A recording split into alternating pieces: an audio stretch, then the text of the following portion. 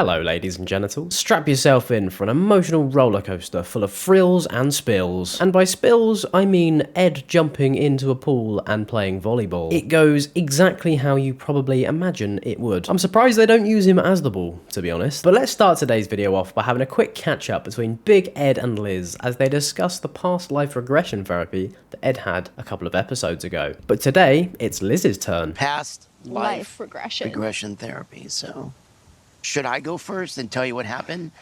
And then you can tell me what happened. Because I'm going to freak you out. So from this, we can gather that Liz sat through the exact same therapy as nearly necklace Ed. I wonder if she thought about being a pot of gold. But on a real, it's good to see them, both actually trying to make a change to their lives and address the issues that they both have in their relationship. She starts like the countdown. And then I started to see green. Like I had some type of green costume on. I had no eyes, but yet I could see myself. I said leprechaun. I wish I wouldn't have said that because I wasn't a leprechaun, but I was dressed in green. Whoa. How's he backtracking here? He literally said he wanted a tattoo of a leprechaun. Surely if you say something like that, then you're certain of what you saw, no? Maybe he's just insecure of all the edits he's gonna see when the show finally airs. Maybe he's gonna start DMing content creators who are mean to him. I'm really sorry if my leprechaun comments offended you, Edward. I'm just merely yanking your chain. Big fucking chain. Has to get around that girthy neck. What would be like a really straight, non-joking profession? I would be completely shocked if you were like a monk in the past. Ed the monk.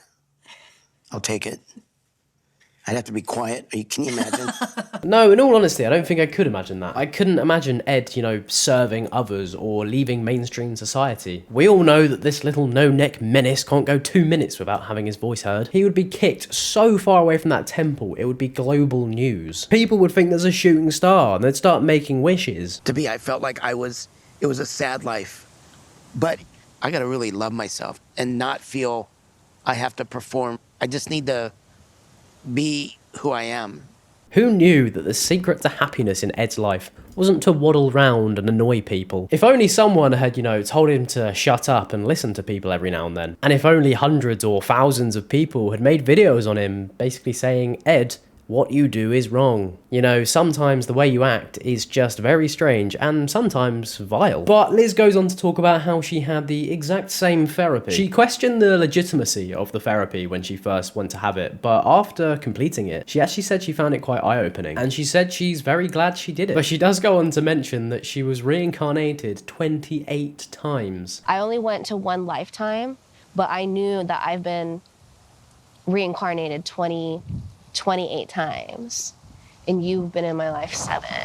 Really? You were there. Sorry, imagine being reincarnated 28 times and this thumb sat across from her has been in 7 of them. Talk about being unlucky. I thought we were unfortunate enough to be in his presence, but Liz has had it 7 times. However, she doesn't really go on to talk about many specifics here. Like, for all we know, Ed could have been an ant walking around or a fly on some dog waste. He does give me fly vibes, to be honest. But just saying someone's appeared 7 times is extremely vague. Like, he could have just been some NPC walking around doing side quests, or it could have been someone on London Underground. He kind of just took that as a win and then we just moved on. But he goes on to say that he didn't see anyone, even though when he had the therapy he said people were making him do things, people were making him spin around and stuff. That's seeing people, bit weird. But then Liz decides to say that she saw his eyes. That's a fucking cop-out. But what she said next was quite interesting. And you were hesitant to be in this journey with me.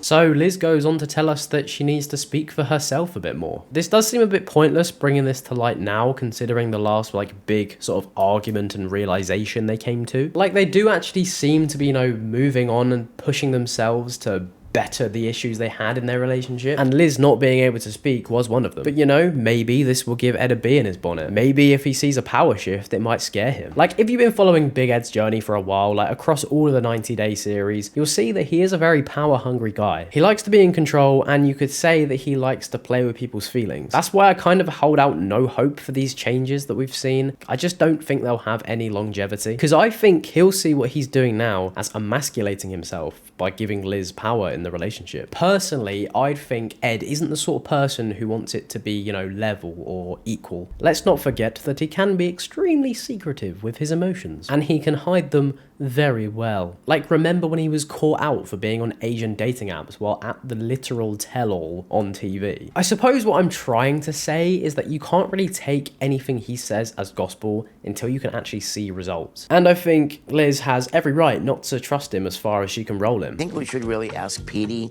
if there is such a thing as future life hypnosis. So we are able to look forward in time to see how Arkansas will work out. Oh, here we go again. He's taken an inch and he's run a mile again. This man has zero patience whatsoever. Liz has said she wants to see until he's a fully changed man to, you know, commit to such a decision. I really think he should learn to respect her space and not try and force any sort of decision. Like, for me, this would cloud my judgment and I just wouldn't want to be pressured. I genuinely believe he's trying to manipulate her into thinking that positivity links with this move that he wants. Personally, I'd find this extremely suffocating and I just wouldn't put up with it. Maybe I am looking too much into it, but it does seem quite possessive to me. It sort of seems like he's like, oh, here's progression in our relationship, now do what I say. But the next appearance in the show for our vertically challenged friend is by the pool. He's joined by Liz, Jovi and Yara, with Kelly joining shortly after. The fire being centre of the frame could perhaps be foreshadowing here, because what's about to come is going to be seriously heated. You know, if she doesn't want you, man,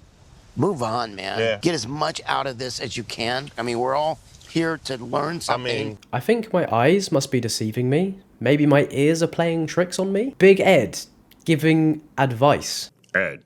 Nah, on a real, you've got to realise your life's in the shitter if this man is giving you advice. I'd probably just leave the resort at this point. Surely it can never get so bad that he is offering to help you out. But next up, we see the boys wanting to get involved in some pool volleyball. And no, they're not using Ed as the ball. I can't help but think the boys just want to get away from the conflict and leave the girls to discuss it. Like, everyone's here because they have issues in their relationships, and the boys just seem like they want to separate themselves from said issues. Okay, if I'm on your team, I'll play.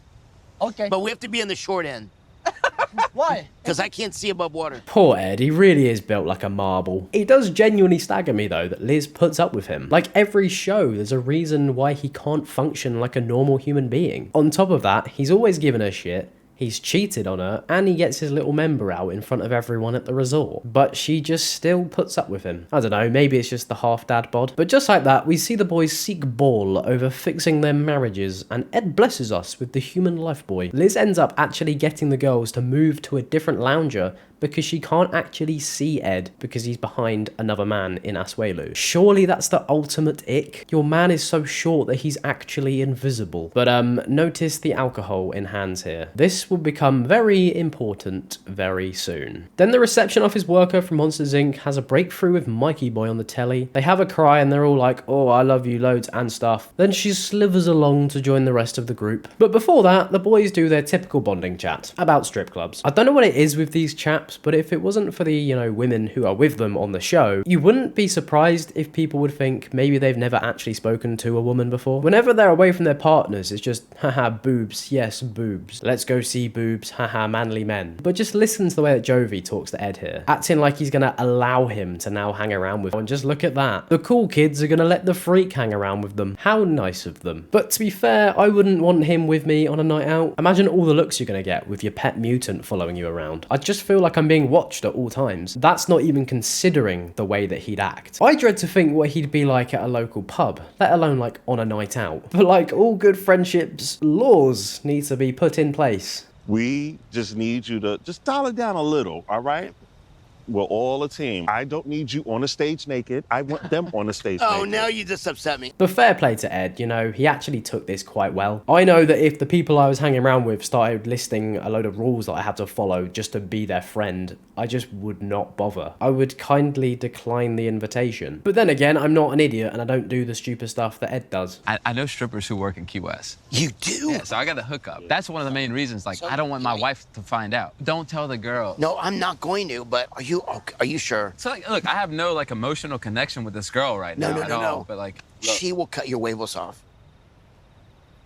Did I just witness that? Ed being the voice of reason, actually saying what everyone else is thinking. Give that man a round of applause. Leave a like for Ed. That's honestly Ed's best moment since the shooting. But honestly, Jovi, what are you thinking? Your wife is right there, and you're literally banging on about having connections with strippers for like the 4th episode in a row. It's just so cringe. He comes across so desperate for the boys to think that he's cool. It's actually really embarrassing. But yeah, fair play to Ed for saying that. It was definitely needed. I cannot believe that Jovi even wants to go to a strip club considering his history with Yara. To top it off, Asuelu's on board and he's on the verge of losing Kalani. There's no way in God's heaven that I'm gonna lie to Liz and end up like them.